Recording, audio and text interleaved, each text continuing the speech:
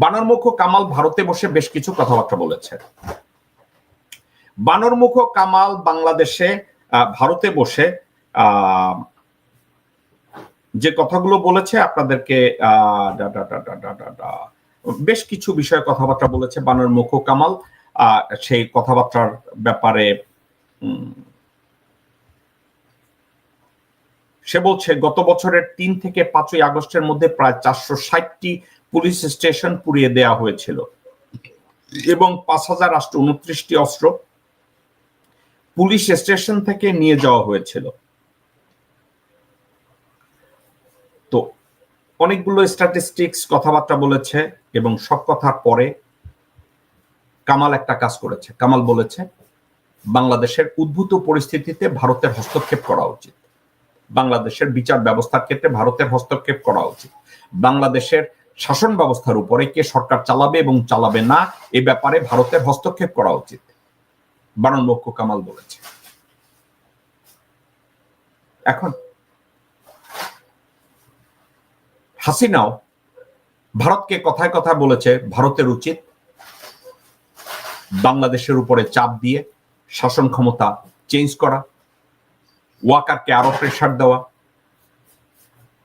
আপনাদের মনে আছে 15 বছরের শোষণ আমলে ইভেন দেন 96 সালে আওয়ামী লীগ যখন গঠন করেছিল তারা একটা কথা বলেছে, বাংলাদেশের তথাকথিত হিন্দুরা বলেছে আমাদেরকে বাঁচানোর জন্য ভারত যেন বাংলাদেশ আক্রমণ করে।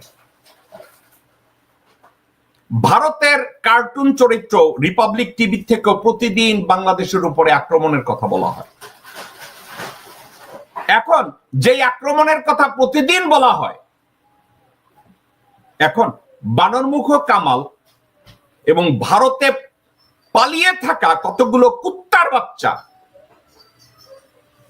বাংলাদেশে ঠিক রানা দাশগুপ্ত, পীযূষ, শাহরিয়ার কবির, হাসান ইমাম এদের মতো তারা ভারতকে কথায় কথায় বলে বাংলাদেশে এসে আক্রমণ করেন, ভারত যেন এখানে ইন্টারভিন করে। এখন আপনাদের মনে আছে তো রানা দাশগুপ্ত, পীযূষ এরা যখন বলেছে ভারতে এসে হিন্দুদের বাঁচাও, রানা দাশগুপ্তকে কেউ গ্রেফতার করে নাই, পীযূষকে কেউ গ্রেফতার করে নাই, মনে আছে তো? আজকে বানরমুখ কামাল ভারতে গিয়ে তার মায়ের লাংদের বলছে, এই শুয়োরের বাচ্চা বলছে বাংলাদেশের জুডিশিয়ারিতে ভারতের হস্তক্ষেপ করা উচিত, বাংলাদেশের সশস্ত্র বাহিনীর উপরে ভারতের হস্তক্ষেপ করা উচিত। কিভাবে হস্তক্ষেপ বুঝছেন তো? এনএসজি ভারতের ন্যাশনাল সিকিউরিটি গার্ড সেই কমান্ডো এসে বাংলাদেশের জন্য ইউনূসকে সরাইয়া দেয়। অসুবিধা কি? কেন কথা বলার সাহস পাচ্ছে জানেন? এনএসজি যদি বাংলাদেশে আবার প্রবেশ করে ওয়াকার তাদেরকে ব্যাকআপ দিবে। এই ওয়াকার তো মির্জাফর 2009 সালের 25 এপ্রিল ওয়াকার এই কাজটি তো করেছে, এই শুয়োরের বাচ্চা।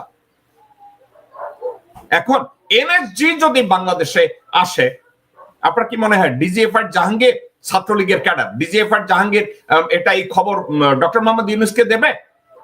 দেবে না।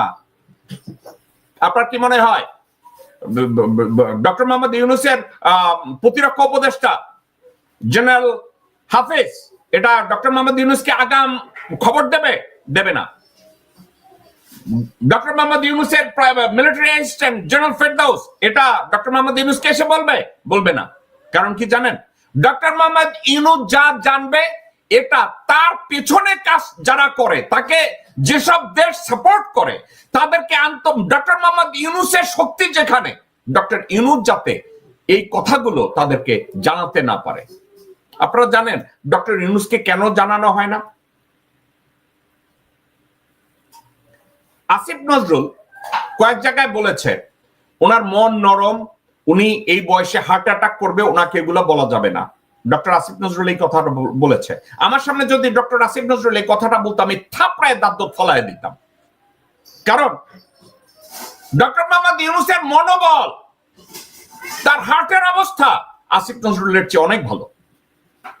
আসিফ নজরুলের সততা নাই, দেশপ্রেম কতটুকু আছে সন্দেহ আছে, কিন্তু ডক্টর মোহাম্মদ ইউনূসের শারীরিক অবস্থা বাইরের লোকজনদেরকে বলে উনি এটা আপসেট হয়ে যাবে, হার্ট অ্যাটাক করবে, উনি রাগ হয়ে ক্ষমতা ছাইরা দিবে। ডক্টর আসিফ নজরুল এই কথা কমপক্ষে আমার জানা মতে 11 থেকে 12 জন মানুষকে বলেছে। কারা রইল বোকাপাট, কারা রইল বোকাপাট, ভেঙে ফেল কর রেলপাট, রক্ত জামার শিকল পুজোর ভাষণ বেদি। ওরে ও তরুণ নিশান, ওরে ও তরুণ নিশান, বাজে তোর গলায় বিশাল ধ্বংস নিশান, প্রাচীর প্রাচীর ভেদি।